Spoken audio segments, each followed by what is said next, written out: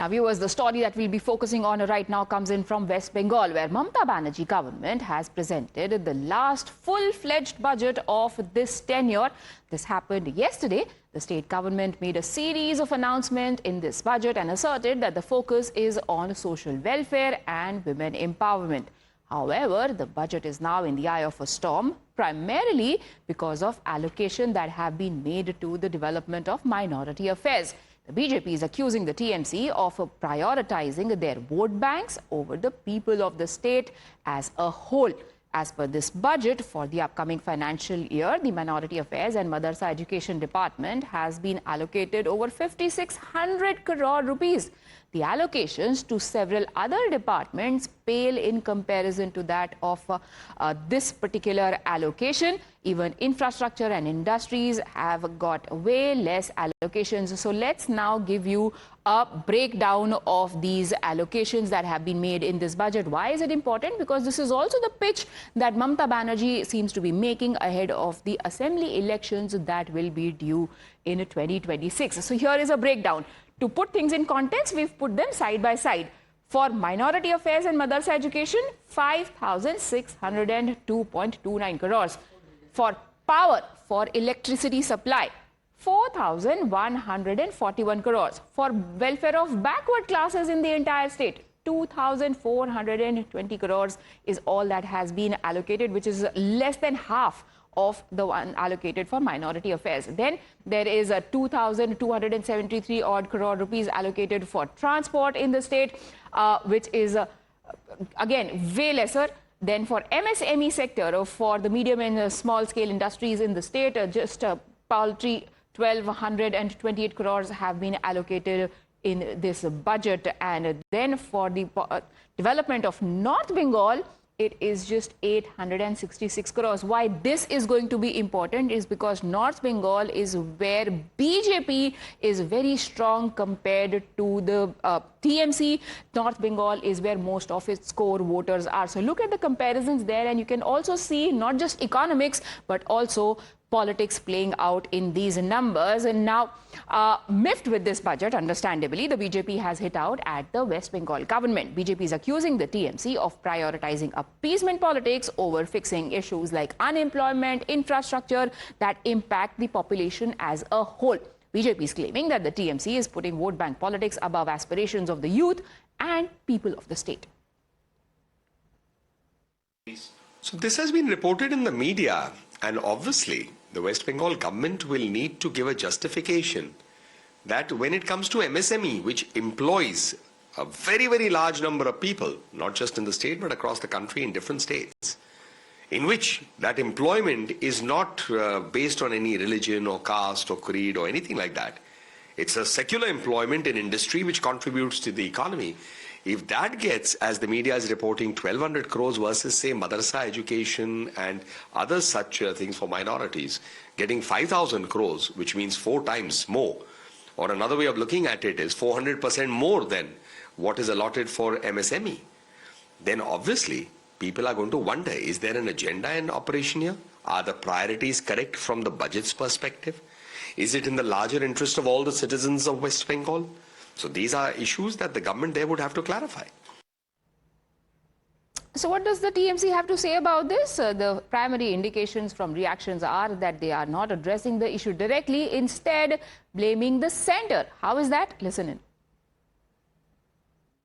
So Mamata Banerjee has given its budget, but it has also come under criticism from BJP. Mr. Amit Malviya has tweeted saying, shocking priorities, more budget has been given to madrasas than small and medium enterprises. How do you react to that? Who's Amit Malviya? Co-in charge of BJP for West Bengal. I don't know. Yeah, talk about somebody credible, then I will give you an answer. So BJP is basically criticizing this prioritization. Criticize BJP has nothing to show in the 11 years. Nothing. Not even a single promise. Before Shri Narendra Modi ji, before he became the Prime Minister, he had made so many promises. Where are those promises? And the unfortunate part is nobody raises it. So let them say whatever they want to. The best programs, the program that has been recognized as the best by UNICEF is the Kanya Shri program of the West Bengal government, where the central government has not given money since 2022. After Modi ji did Didi O Didi and went back, lost really badly, not a single penny has been given. And yet, we have won elections after elections. Why? Because of our various projects that the Honorable CM has done in West Bengal. So you are rubbishing all the allegations of appeasement politics even in the budget. Obviously, what does BJP do? All their life, what they have done? Nothing else but appease. Thank you so much. You heard the TMC there. So what is the Congress saying? Remember, just 2 days ago, Mamata Banerjee said that there is no Congress in West Bengal. There is not going to be any alliance as well. But interestingly, Congress is still defending the TMC and taking pot shots at BJP for their attack on the party. What do? They don't have any moral right to criticize the budget presented by Mamata Banerjee. What kind of budget it is? What is there in central government budget? As far as MSP is concerned, and arresting the inflation, unemployment, and all these things. First, they should look into themselves, then they have right to comment about other government's budgets. And secondly, of course, Muslim is the key. Muslim is the pet words, and it gives a dividend to them. So always they will try to communalize even if it is not there. So they do everywhere. My colleague Ritik now joins us for more details on this. Ritik, we know that West Bengal is amongst the top 3 states when it comes to the proportion of Muslims as a part of the total population, as well as a significant vote bank. But do the allocations seem proportionate? Have we heard anything coming from the state government in terms of an explanation? Well, Mamata Banerjee, while addressing the press conference post-budget yesterday, she categorically made it clear that her aim is to draw more industries just ahead of 2026 election, which is due to schedule next year, due to take place next year. It was the last opportunity for Mamata Banerjee to grab attention of the people and industrialists, but at the same point of time, when BJP has lashing out to the Trinamool Congress, claiming that yes, they have allotted money in the madrasa and minority development funds for appeasement politics, but we are yet to get any clarification from the TMC party. But categorically, Mamata Banerjee, while addressing the press conference yesterday, she reiterated that yes. All right, stay on with me, Ritik. Shishir Bajoria of the BJP is now joining us. Sir, do you see the politics taking an upper hand in this budget, upper hand to economics? Well, absolutely. This budget, but from Mamata Banerjee, our Chief Minister, every move is with an eye on her vote bank. And I say her vote bank. Now, this budget, I'll give you one small example.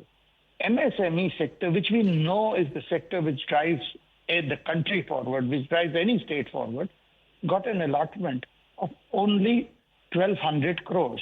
But the Minority Affairs and Madrasa Education gets an allotment of 5,600 crores. What can be more political than this?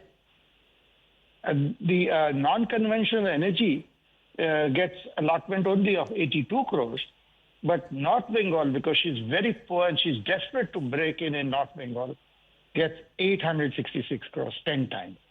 So I'm just giving some bare facts which I have pulled out from the budget which the state government presented. Mm-hmm. And is the party also planning to take up this matter politically further?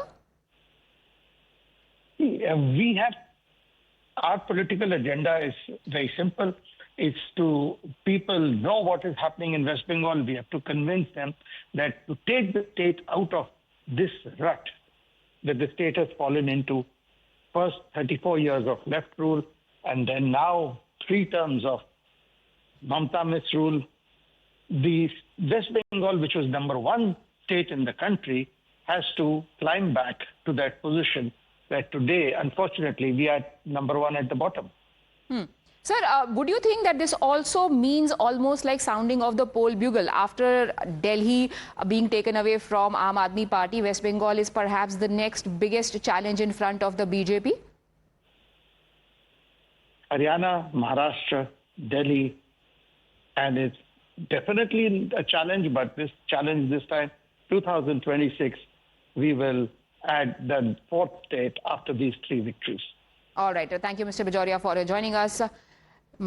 So you've seen the latest hand that has been played by Mamata Banerjee. She is very clear in her priority. This budget has clearly been made keeping in mind the battles that lie ahead of her in 2026. Remember, despite the RG car agitation, whatever elections have taken place ever since, Mamata Banerjee has emerged victorious. But this electoral battle next year is not going to be easy for her, because BJP has got a fresh fillip in their victory in the national capital, where they have managed to weed out Aam Aadmi Party. Now, my colleague Ritik is also with us from the ground. Ritik, what's the latest that you can add?